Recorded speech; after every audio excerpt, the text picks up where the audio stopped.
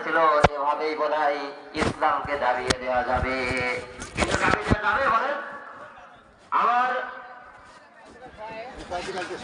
আল্লাহ রাব্বুল আলামিন বলেছেন তোমরা কখনোই দাঁড়াতে পারবে না, যতই বল দাও জুলুম করো, তোমরা ইসলাম পন্থীদেরকে কখনোই ঠেকে রাখতে পারবে না। আর ছেলে ভরে জুলুম করে এমন ভাঙা যাবে না, অত্যাচারের শিকল দিয়ে এমন বাধা যাবে না। ছেলে ভরে জুলুম করে এমন ভাঙা যাবে না, অত্যাচারের শিকল দিয়ে এমন বাধা যাবে না। ঠিক না? ছেলে ভরে জুলুম করে কি আমাদেরকে দমানো যাবে? যারা ইসলামের ধানটাকে রাজত্ব করে রাখতে চায়, যতই ভয় দিতে দেখা হোক, তারা কখনো কি থেমে যায় না। সম্মানিত আপনজনের আমার, এজন্য পূর্ব থেকে যারা ইসলামের উপরে দাঁড়িয়ে থাকতে চেয়েছিল, যারা এই ইসলামকে করতে চেয়েছিল,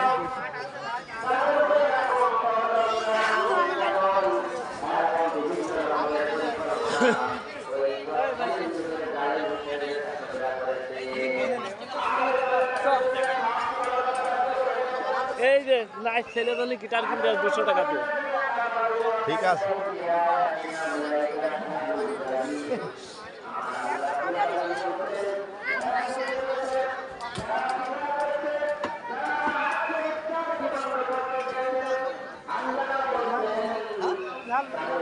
খালি হবে না আমাদের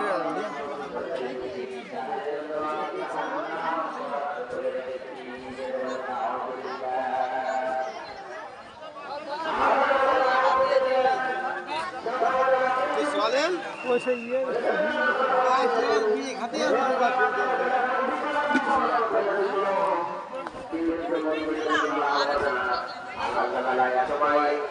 এই জালের থেকে আপনাকে মুক্ত করে এই জমিনে আপনার আল্লাহ তিনি ইসলামকে বিজয় দান করে দেবেন। ধরে বলেন সুবহানাল্লাহ।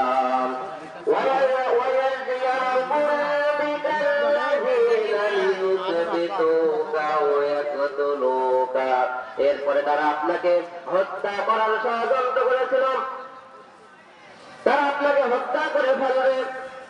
এখনো সারা পৃথিবী সহ বাংলার জমিনে এরকম কিছু নাস্তিক, কিছু স্বৈরাচার, কিছু জালেমদের চিন্তা চেতনা, সারা পৃথিবীর আলোড়ন সৃষ্টিকারী, সারা পৃথিবীতে দিনের দাওয়াত প্রচারকারী, সারা পৃথিবীতে তিনি কোরআনের দাওয়াত দিয়েছেন, যিনি মানুষকে ইকামতে দিন বুঝিয়েছেন, দিন প্রতিষ্ঠারে আন্দোলন বুঝিয়েছেন, সেই মুফাসসিরে কোরআন হযরত মাওলানা আল্লামা দেলাওয়ার হোসেন সাইদি, মাওলানা মতিউর রহমান নিজামী, মাওলানা কামারুজ্জামান, মাওলানা আল্লাহ হোসেন মোহাম্মদ মুজাহিদ, এরকম আল্লাহ তাআলার দিনের দাবি যারা ছিলেন,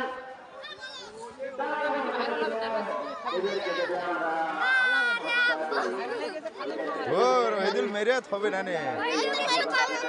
হ্যাঁ, ওহিদুল কিন্তু কয় কিনা খায় দেখছে না। আপনাকে তারা হত্যার ষড়যন্ত্র করে, তারা হত্যার ষড়যন্ত্র করে আপনাকে হত্যা করে তারা মনে করেছিল যে ইসলামের এই অগ্রযাত্রাকে তারা থামিয়ে দিতে পারবে। এরপরে তারা ষড়যন্ত্র করেছিল আগে ফিরে যেওকা আপনাকে দেশ থেকে তাড়িয়ে দেবে। এই ষড়যন্ত্র এখন আছে না নেই? আরো বলেন আছে না নেই? এরকম ষড়যন্ত্র যুগে যুগে এই জালেম যারা মিথ্যাচারী, যারা জালেম শাসক তারা করেছে, কিন্তু আমার আল্লাহ বলছেন ও জালেমেরা শুনে রাখো, আমি আমার এই ইসলামকে আমি সারা পৃথিবীর বুকে ছড়িয়ে দেবো, সারা পৃথিবীকে প্রজ্বলিত করে দেবো, আর তোমাদের ঘরে আমি এই ইসলাম পন্থীদেরকে এই জমিনে রাজত্ব দান করে দেবো। সুবহানাল্লাহ। ভয় পাওয়ার কোনো কারণ নেই। আমার আল্লাহ আমাদের জন্য আশ্বাস দিয়েছেন, ও মুমিনেরা তোমরা ভয় পেও না, তোমরা একমাত্র আমি আল্লাহর উপরে যদি ঈমান আনতে পারো আর আল্লাহর উপরে যদি ভরসা করতে পারো, আমার আল্লাহ তাআলা বলছেন আমি এই জমিনে এই কাফের এবং জালিমদের পতনের পরেই আমি রব্বুল আলামিন ইসলামপন্থীদেরকে বিজয় দ্বারা করে দেব। জোরে বলেন সুবহানাল্লাহ। যেহেতু কি হয়েছে? আমার বাড়ি আপনার এই তো এই গ্রামে। থেকে আলোচনা হতো কোন কিচ্ছা কাহিনী আমি বলি না, আমি যেখানে আলোচনা করি ভাই আমার বাড়ি বললাম কোরআন থেকে কোরআনের আয়াত এবং দলিলের কথা বলি। যে সময়টুকু কথা বলবো বললা কোন আমি অত কিচ্ছা চিনি কাহিনী না। আমি বলি না। বাড়ি এই গ্রামে, আমি বাইরে থাকতাম তো। নাম শুনেছি, আমি কোথাও যাইনি। এই যে ভাই, ও আচ্ছা আচ্ছা, ভালো। খাবা না না না, আমি মুড়ি খাবো না। এর মতন মুড়ি মাখানো আমার ইন্টার আশেপাশে আছে না সামনে। আমরা মুড়ি শিখেছি সবাই অনেক খুঁজে বেড়াই আমরা। তাই বই এমন জায়গায় দাঁড়িয়ে আছে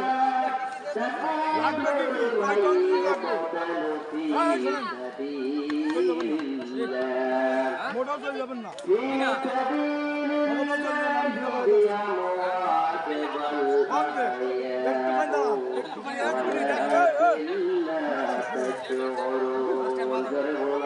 খাবে না ভাই, খাবা?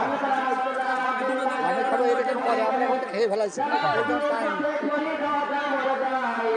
যারা দিনের জন্য জীবন দেয় খাই নেবে এর কাছে আমরা খুঁজে নিই বলো না, জোরে বলুন আল্লাহু আকবার। এর মতন মুড়ি মাখানো আল্লাহ তাআলা বলেন বান্দা ওয়ালাকিন্না তাজরুন, তোমরা বরং যারা জীবিত দেখেছো জীবিত আমি গায়ে পেড়েছো কিন্তু তোমরা এটা বুঝতে পারো না। সম্মানিত আপনাদের আমার এজন্য আমরা দিনের পেয়েছো রাজি আছি না না। হ্যাঁ এই তো হয়ে গিয়েছে আমাদের কাজ হয়ে গেছে আমি আলাম এখন এই দেখো এই ভালো আছে ভাই এই বাঁশ কুটোর বহাতে হবে আমার ভাই বলো আপনার নামাজ, আপনার রোজা, আমার ভাই আপন ভাই হ্যাঁ আপন ভাই আপনার বাড়ি দৌড়া আমার জীবনে সব থেকে বড় কাজ হচ্ছে আমরা দিন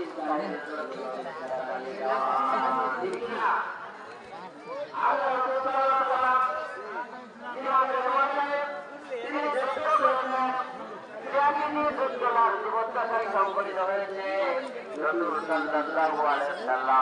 ঢাকায় যুদ্ধের সেনাপতির দায়িত্ব নিয়ে পালন করেছে, ঠিক কিনা?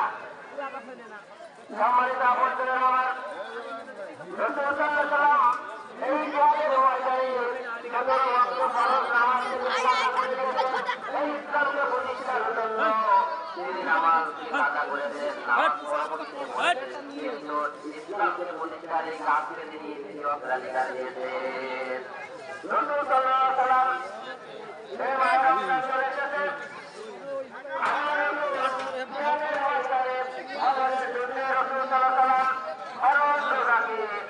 সাহাবীদেরকে বলেছেন তোমরা কাফেরদের বিরুদ্ধে যুদ্ধ করো, কারণ আজকে যদি তোমরা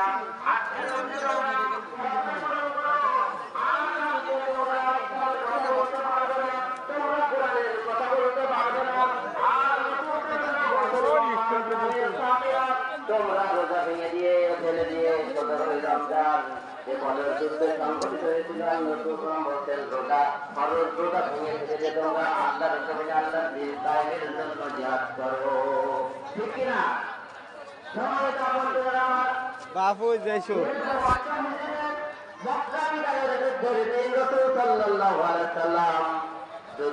রোজা ফরজ রোজাকে ভেঙে দিয়ে তিনি যুদ্ধ করেছেন, ঠিক কিনা? 2টা ফরজ রোজা ভেঙে ফেলে দিলেন। 17 ওয়াক্ত ফরজ নামাজ জীবনে এই দিনের জন্য তিনি কাজা করে দিলেন। আবার হজ করতে গেলেন মক্কায় হুদাইবিয়া নামক স্থানে। তিনি হজ করতে যেয়ে সন্ধি চুক্তি করে ইসলামের বিজয়ের জন্য, ইসলামকে প্রাধান্য দিয়ে হজ করতে যে হজ থেকে তিনি ফিরে আসলেন। সুতরাং আমরা বুঝতে পারলাম ফরজ নামাজের থেকে, ফরজ রোজাও থেকে, ফরজ হজের থেকেও আল্লাহর জমিনে আল্লাহর দিন কায়েমের এই চেষ্টা, এটা আল্লাহ তাআলার কাছে সব থেকে বেশি বড় কাজ, ঠিক কিনা? সুতরাং নামাজ তো ফরজ, এটা করতেই হবে, কিন্তু দিন যদি বাস্তবায়ন না থাকে তাহলে আপনি সঠিকভাবে কোনো ইবাদতই করতে পারবেন না। পারবেন বলেন? এই বাংলার জমিনে আপনি নামাজ পড়ছেন, আপনি নামাজের ভিতরে যেটা কথা বলছেন এটা বাস্তবায়ন করা আপনার পক্ষে সম্ভব না। সেখানে আমরা আওয়াজ করছি, ইয়াকা না'বুদু ওয়া ইয়াকা নাস্তাঈন।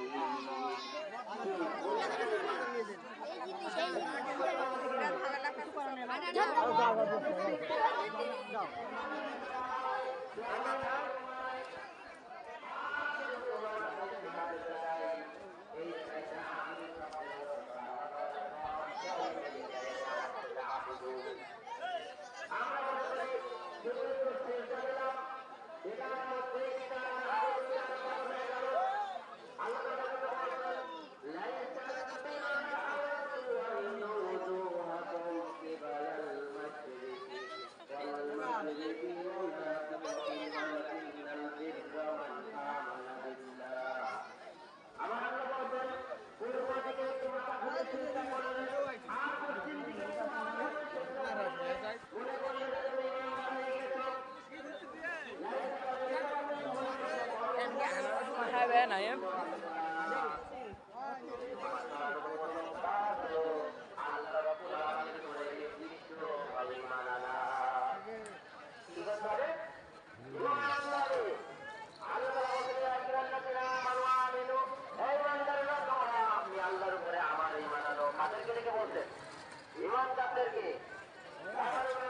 টাকা দেবে না আমাদের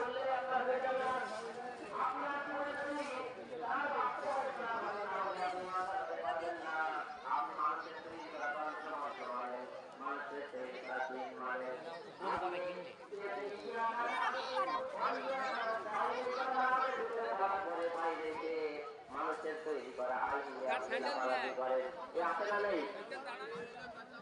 এরকম যদি হওয়ার তাহলে আপনার এই নামাজ হবে না, আপনার এই ইবাদত হবে না। কারণ আপনি যখন ওয়াদা করছেন সিরাতাল্লাযিনা আন'আমতা আলাইহিম, হে আল্লাহ আপনি তাদের পথে পরিচালিত করুন যাদের উপরে আপনি রহমত বর্ষণ করেছেন, যাদের উপর আপনি নিয়ামত দান করেছেন। নিয়ামত দান করেছেন হযরত আবু বকর উপরে, হযরত ওমর উপরে, হযরত আলী রাদিয়াল্লাহু তাআলা উপরে, হযরত ওসমান রাদিয়াল্লাহু তাআলার উপরে, অসংখ্য সাহাবায়ে কিরামের উপর আল্লাহ তাআলা নিয়ামত দান করেছেন। আল্লাহ তাআলা তাদের সম্পর্কে আয়াত নাযিল করেছেন, রাদিয়াল্লাহু আনহু ওয়া রাদু আন, আমি আল্লাহ তাদের উপরে সন্তুষ্ট, তারাও আমার উপরে সন্তুষ্ট। জয় বলেন সুবহানাল্লাহ। তারা দিনের জন্য জীবন দিয়েছেন, তারা দিন কায়েমের জন্য কত চেষ্টা করেছেন। সম্মানিত আপনজনেরা আমার, এজন্য আমি যেহেতু আলোচনা আমার সময় নাই সেজন্য দীর্ঘায়িত ভাবে আলোচনা করতে পারছি না। আল্লাহ রাব্বুল আলামিন যেন আমাদেরকে দিনের পক্ষে থাকার তৌফিক দান করেন, সকলে বলেন আমিন। আমি যে কথা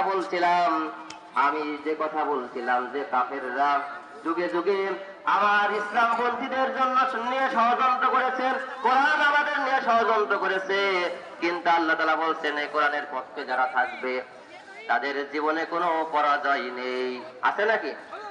এ কোরআন বিদায় হোক আর না হোক, আমার এই চেষ্টা যদি অব্যাহত থাকে, আমার আল্লাহ তাআলা বলছেন তোমরা এই পৃথিবীতে সফল কাম, তোমাদের জন্য ওই সুখময় জান্নাত আমি আল্লাহ প্রস্তুত করে রেখেছি। যারা বলেন